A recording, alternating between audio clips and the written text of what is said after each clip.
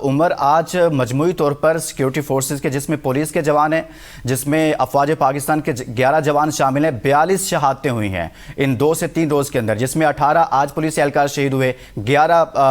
फौजी जवान शहीद हुए हैं। तो इसमें DGISPR ये कह रहे थे कि जो सहूलतकारी कर रही है वो अफगान तालिबान रजीम कर रही है। यहाँ बातचीत की, अब कितना इंतज़ार करना है? और लुकमान की जो बात पहले भी मेरी आपसे हुई और मैं आपसे यही अर्ज कर रहा था कि देखें, जो बलूचिस्तान के अंदर जो कुछ हो रहा है उसमें अफगानिस्तान की सरजमीन का एलिमेंट बहुत इंपॉर्टेंट है। अब जब DGISPR ये बात कर रहे हैं कि अफगान तालिबान रिजीम जो है वो उनकी पुष्पनाही कर रहे हैं या उनकी सरपरस्ती कर रहे हैं, तो वो कैसे कर रहे हैं? आप हैरान इस बात के ऊपर होंगे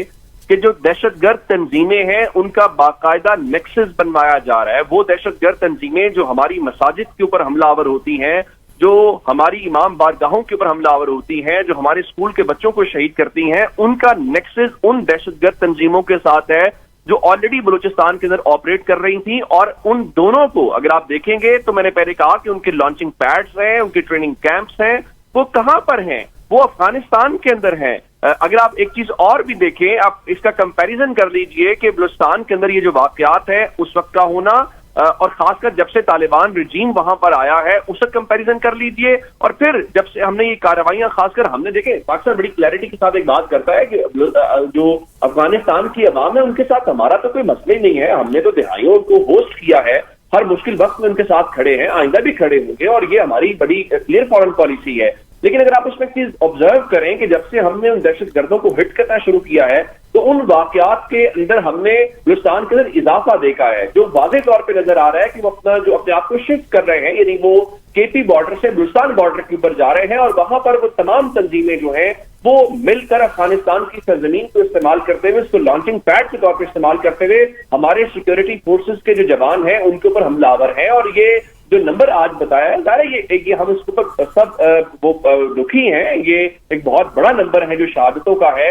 उसके ऊपर हम अपने हर फौजी जवान को, अपने पुलिस के जवान को, FC को, लेविस को, जो वहां पे अपना काम कर रहा है उसको हम खराज अकीदत भी पेश करते हैं और उसका शुक्रिया भी। देखिए, ये 42 अफराद नहीं है, ये 42 खानदान हैं जिन्होंने इस मुल्क के लिए कुर्बानी दी है, इस मुल्क के मुस्तकबिल के लिए कुर्बानी दी है। तो जाहिर है उस पर तो कोई अल्फाज ही नहीं है कि उनको किस तरह से खराज अकीदत और खराज तहसीन पेश किया जाए। लेकिन एक बात और बड़ी क्लियर है, अगर किसी का ख्याल है कि वो शहादतों के जरिए हमारे किसी इंफ्रास्ट्रक्चर को नुकसान पहुंचा के या अपने तरफ से कोई नैरेटिव बना के इस चीज को लेकर रियासत के लेवल के ऊपर या पाकिस्तान के लेवल के ऊपर कोई कमजोरी का एलिमेंट देखना चाहता है, तो बिल्कुल भी नहीं है।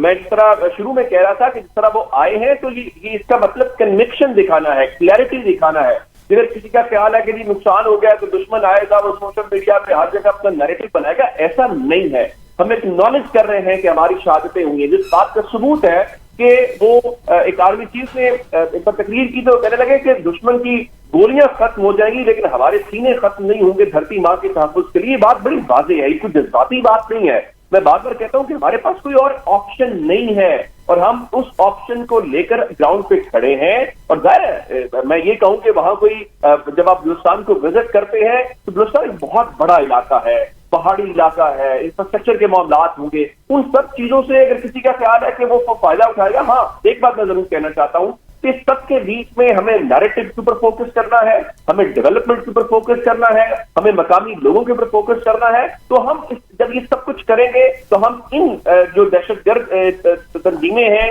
या जो हॉस्टाइल एजेंसीज हैं उनको बेहतर तौर पर हिट कर पाएंगे और इसको शुरू करना चाहिए। मेरा ख्याल ये है कि फौरी तौर पे मिलिट्री लीडरशिप तो ऑलरेडी जाती है, पॉलिटिकल लीडरशिप को आज वहां पे क्वेटा में होना चाहिए था, ज़ियारत के अंदर होना चाहिए था, उन जगहों के ऊपर होना चाहिए था जहां मैसेज क्लियर जाए कि देखो इसमें कोई सियासत की तकसीम नहीं है, इसमें कोई पॉलिसी की तकसीम नहीं है, इसमें कोई भाम मौजूद नहीं है। तो मेरा ख्याल ये है कि वो जो आज बात कर रहे थे DGISPR जिस जंग में हम फतहयाब होंगे, इसमें कोई शको शुबो होने ही नहीं चाहिए। हाँ, ये सिलसिला कुछ दिन चल सकता है, कुछ महीने चल सकता है, लंबा चल सकता है, लेकिन उस चीज के हवाले से चीजें बड़ी क्लियर है और पाकिस्तान जो है उसके पास कोई और ऑप्शन नहीं है और वो इसीलिए बड़ी क्लैरिटी के साथ इस चीज को आगे परस्यू कर रहा है।